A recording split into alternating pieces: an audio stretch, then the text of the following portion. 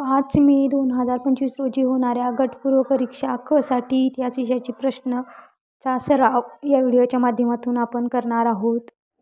November 2022 रोजी कंबाईनची गट क पूर्व परीक्षा झालेली आहे. त्याच्यातला हा ड सेट आहे. इतिहास या विषयाचं विश्लेषण किंवा स्पष्टीकरण आपण या व्हिडिओत पाहणार आहोत. आणि हे प्रश्न कुठल्या पुस्तकातून आलेली आहेत किंवा या प्रश्नांचा सोर्स कुठला आहे किंवा रिपीट झालेली प्रश्न आहेत का, हे इतिहास जो विषय आहे त्याविषयी विश्लेषण किंवा स्पष्टीकरण. सहकार चळवळीबरोबरच महात्मा गांधीजी यांनी खालीलपैकी कोणता कार्यक्रम हाती घेतला? त्यामध्ये पर्याय दिलेले आहेत. स्वदेशीचा प्रसार, हिंदू मुस्लिम ऐक्यमध्ये बाणबंदी आणि अस्पृश्यता निवारण, या 4 पर्याय दिलेले आहेत आणि याच्यातला आन्सर आहे वरीलपैकी सर्व. हा प्रश्न 8वी इतिहास व नगरशास्त्र या पुस्तकातून आलेला आहे, म्हणजेच महाराष्ट्र स्टेट बोर्ड यातून आलेला हा प्रश्न आपल्याला दिसतो.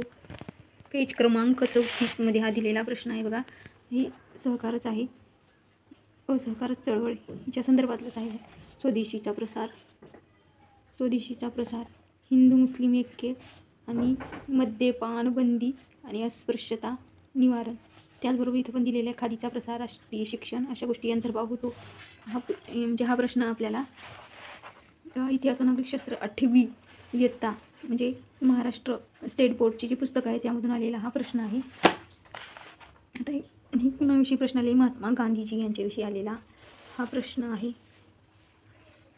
विवरणावरून व्यक्ती ओळखा. मराठीतील पहिले पत्रकार, अक्कलकोटच्या युवराजांचे शिक्षक, मराठी वृत्तपत्राचे जनक आणि कुलाबा वेधशाळेचे संचालक, दादाभाई नौरोजी, भाऊ दाजी लाड, बाळशास्त्री जांभेकर आणि जगन्नाथ शंकर शेठ.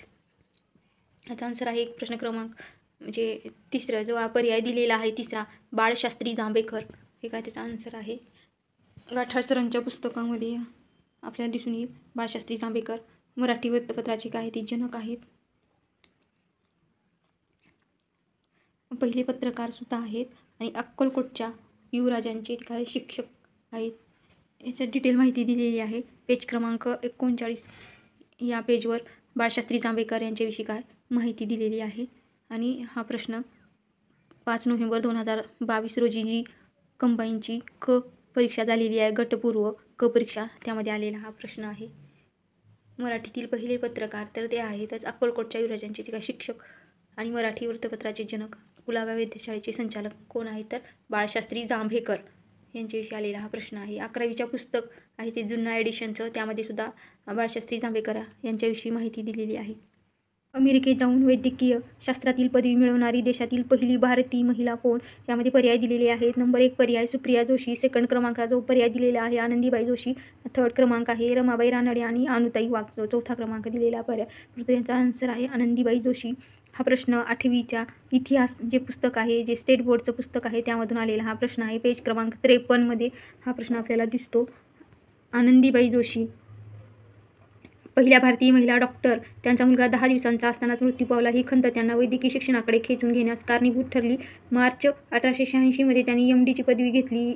आनंदीबाई भारतात परतताना त्यांना क्षयरोग झाला. पुढे 16 फेब्रुवारी 1887 मध्ये त्यांचा काय झालेला आहे? मृत्यू झालेला आहे पुण्यात. म्हणजेच पहिल्या महिला म्हणजे डॉक्टर कोण आहेत तर आनंदीबाई जोशी. 12 मे 1875 रोजी शेतकऱ्यांचा पहिला उठाव कोठे झाला? 12 मे 1875 रोजी शेतकऱ्यांचा पहिला उठाव कोठे झाला? म्हणजे यात पर्याय दिलेले आहे बारामती, पुणे, सुपे आणि चाकण. याचं आन्सर आहे सुपे, तिसऱ्या क्रमांकाचं. 12 मे 1875 रोजी शेतकऱ्यांचा पहिला उठाव सुपे या ठिकाणी झालेला आहे.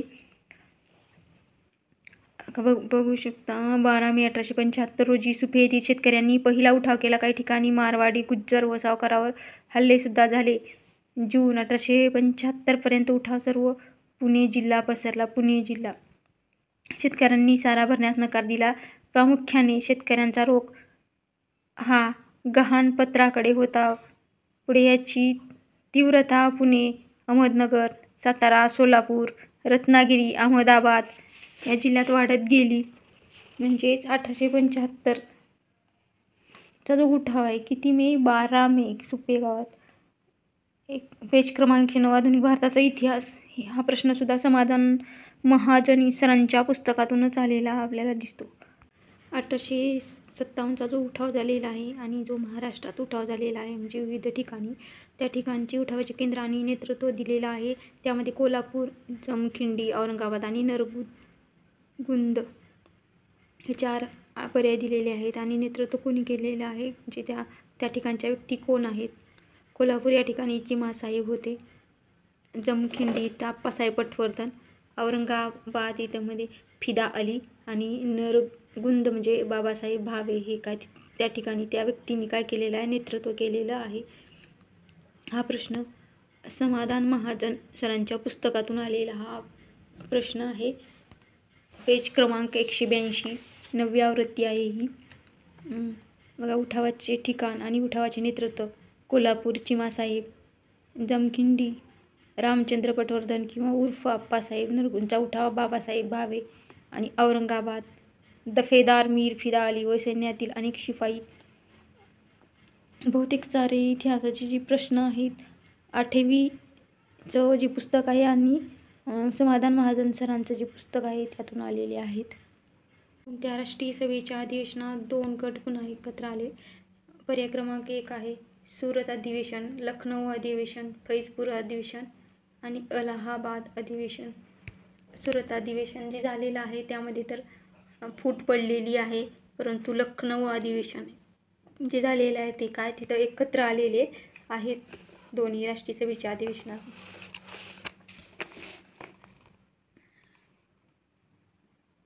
ठिकाणी काँग्रेसची मावळ पद्धत मान्य नव्हती. 19 सुरत येथे भरल्या काँग्रेस अधिवेशनात काय पडलेली, फूट पडलेली आहे. ठिकाणी अध्यक्षाच्या निवडीला हरकत घेतली, त्यावरून गडबड झाली. पुढे मंडपात ताब्यात घेतला. ठिकाणी मित्रवाला लष्करांचा जहाल गट निर्माण केला. 1907चं जे सुरत अधिवेशन आहे तिथे फूट पडली आणि 1916ला जे अधिवेशन झालेलं आहे त्या अधिवेशनात काय केले, हिंदू मुस्लिम यांच्या ऐक्याचे अपूर्व दृश्य दिसले. जेथे दोन्ही नेमस्तय दोन्ही पक्षाचे काही एकत्र गट आलेले आहे. त्या समाजसुधारकाने विद्वेषी विवाह केला. यामध्ये पर्याय दिलेले आहेत गोपाळ गणेश आगरकर, न्यायमूर्ती रानडे, केशवचंद्र सेन आणि महर्षी धोंडो केशव कर्वे. पर्याय क्रमांक 4 आहे महर्षी धोंडो केशव कर्वे. गोदूबाई आनंदीबाई बाया कर्वे म्हणजे तिन्ही पण नावं एकच आहे. कर्वे यांनी कुमारिकेशी लग्न न करता पंडिता रमाबाई यांच्या मुंबईच्या शारदा आश्रमातील 28 वर्षे वय असलेल्या गोदूबाई नावाच्या एका विद्वेषी विवाह केला. प्रश्न तोच आहे, कोणत्या समाजसुधारकाने विद्वेषी विवाह केला, म्हणजेच महर्षी धोंडो केशव कर्वे यांनी विद्वेषी विवाह केला. 1918मध्ये मुंबई येथील अस्पृश्यता निवारक परिषदेचे अध्यक्ष कोण होते, ते पर्याय दिलेले आहेत बघा. छत्रपती शाहू महाराज, डॉक्टर बाबासाहेब आंबेडकर, सयाजीराव गायकवाड आणि नानाबाई हरिदास. आपल्याला इथं वाटू शकतं की डॉक्टर बाबासाहेब आंबेडकर असू शकतात, त्याच्यानंतर वाटू शकतो शाहू महाराज असतील, पण त्यांचा आन्सर आहे सयाजीराव गायकवाड. अस्पृश्यता निवारक परिषदेचे अध्यक्ष म्हणत आहेत, तर कोण असतील तर सयाजीराव गायकवाड यांनी शिक्षणाच्या संदर्भात भरपूर सारे कार्य केलेलं आहे, तर याचा आन्सर आहे सयाजीराव गायकवाड. जोड्या जुळवामध्ये हा आलेलाच प्रश्न आहे. रँड व हॅस्टिंगचा खून कोण केला, अभिनव भारत न्यायाधीश जॅक्सनचा खून कोण केला आणि कर्झन वायलीचा खून. हे सशस्त्र क्रांती चळवळीमध्ये जे 8वीचं पुस्तक आहे, 8वी आणि 11वी जुनं स्टेट बोर्डचं पुस्तक आहे, त्यामध्ये याविषयी माहिती आहे. अभिनव भारत तर माहितीच आपल्याला, विदा सावरकर यांनी निर्माण केली. जॅक्सनचा खून कोण केला आहे, तर बघा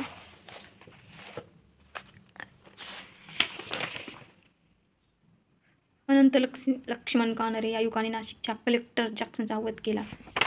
अभिनव भारत, विदा सावरकर आणि चाफेकर बंधू यांनी काय केले, खून केलेले आहे. सशस्त्र क्रांती इतिहास या विषयाच्या विश्लेषणात हा शेवटचा प्रश्न आहे. 5 नोव्हेंबर 2022 रोजी जी कंबाईनची परीक्षा झालेली आहे कचा, त्या इतिहास याचं विश्लेषण किंवा स्पष्टीकरणसुद्धा आपण म्हणू शकता. आणि हे प्रश्न कुठल्या पुस्तकातून आलेले आहेत हे तुम्हाला माहिती होईल आणि अभ्यास कसा करायचा समजेल. साधारणतः जे क्रमिक पुस्तकं 8वी 11वी, त्यानंतर गाठाळ सरांचं जे समाजसुधारकांचं पुस्तक आहे, त्यानंतर अनिल कठारे सरांचं तुम्ही वाचू शकता, किंवा समाधान महाजन सरांचं बेस्ट पुस्तक आहे. म्हणजे तुम्हाला ज्या पुस्तकाची लँग्वेज किंवा भाषा आपल्याला आवडेल त्या पुस्तकाचा आपण अभ्यास करू शकतो. ते प्रत्येकाच्या त्याच्यावर डिपेंड आहे, कुणाला कुठली भाषा समजेल, कुठल्या पुस्तकाची भाषा समजेल. अगोदर स्टेट बोर्डची पुस्तकं वाचले तर आपल्याला समजून जाईल की अर्ध तर समजून जाईलच.